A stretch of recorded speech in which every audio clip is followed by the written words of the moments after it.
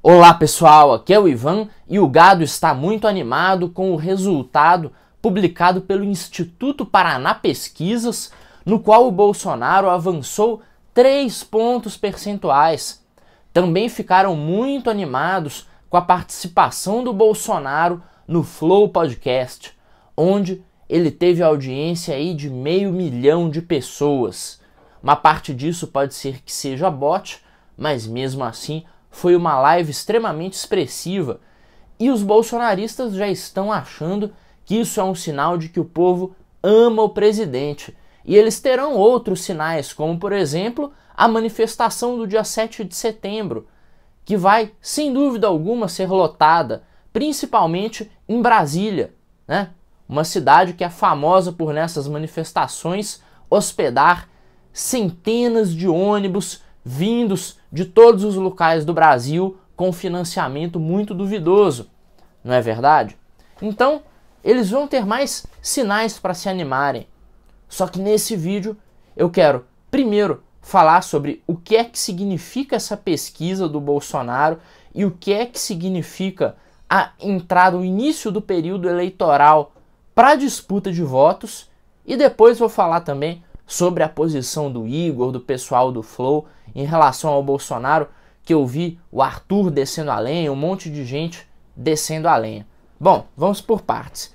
Primeiro, o que essa pesquisa reflete?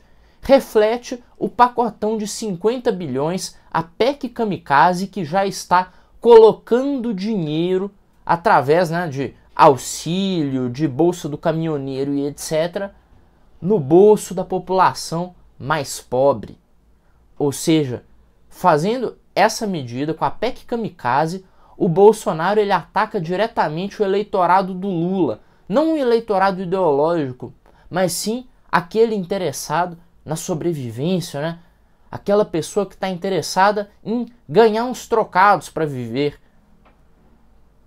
As pessoas de classe D e classe E, que em geral votam no PT, mas podem mudar de voto com muita facilidade.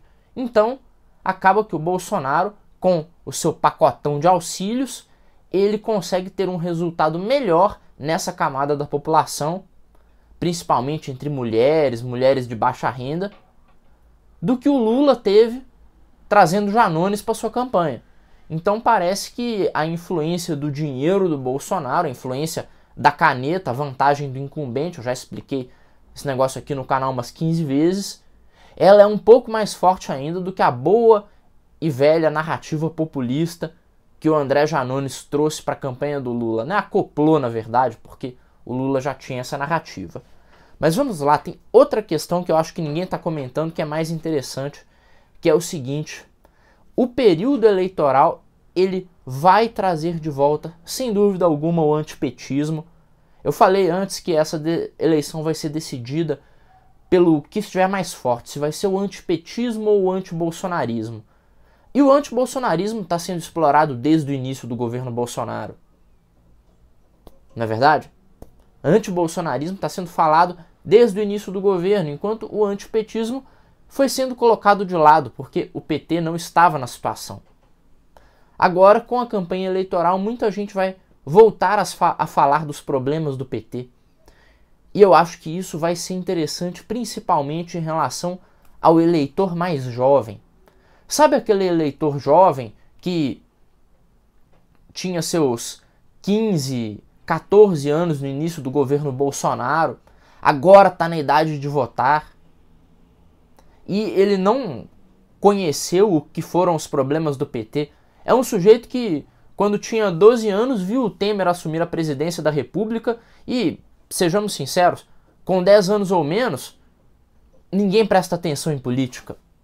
Então esse cidadão, ele não viu o que o PT fez, ele não sabe dos crimes cometidos pelo Lula, pela Dilma, pela cúpula inteira do PT que desviou bilhões de reais, fez escândalo na Petrobras, escândalo em fundo de pensão de correio, escândalo com empreiteira, escândalo com o diabo.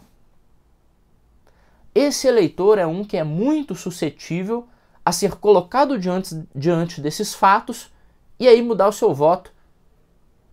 Talvez ele não vote no Bolsonaro, ele rejeite o Bolsonaro também, mas resolva votar nulo. esse é um eleitor que não vai ficar entusiasmado em fazer campanha para o Lula. É claro, se o lado do Bolsonaro souber trabalhar esse tipo de pauta com a juventude, né? Eles podem também negligenciar isso aí completamente, tomarem uma naba gigantesca no que diz respeito a trazer os jovens para sua causa, ou pelo menos afastar os jovens do petismo, e aí o PT ganha com uma vantagem de 80% nos jovens. Isso pode acontecer também, né? Eles podem assumir uma estratégia errada e se lascar. Mas existe a chance do Bolsonaro crescer. Assim como eu disse, Bolsonaro tinha a chance de crescer dentro do eleitorado do Lula com esses pacotões aí de auxílio emergencial, dinheiro caindo do helicóptero na mão de todo mundo. Bom, cresceu. Será que ele vai conseguir reavivar o antipetismo, fazer com que a juventude veja que existe um problema no Lula? Talvez consiga. E agora vamos falar do Flow, né? Tem muita gente reclamando, dizendo que o Igor foi frouxo com o Bolsonaro. Eu digo graças a Deus, sabe por quê, pessoal? Se o Igor tivesse sido incisivo, eu não sei nem se ele tem capacidade para isso, mas se ele tivesse sido incisivo com o Bolsonaro, a entrevista não ia durar 5 horas.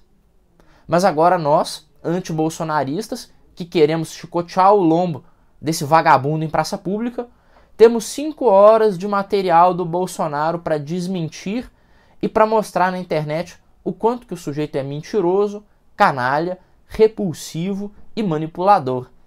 Agora é o nosso trabalho, né? Depois eu vou tentar fazer um react de alguns trechos dessa entrevista. Eu espero que o resto do pessoal também faça esse tipo de conteúdo, porque o Flow nos deu um presente.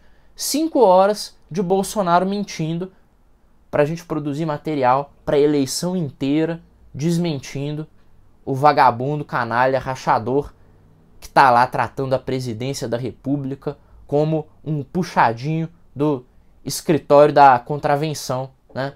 Da turma do Vivendas da Barra.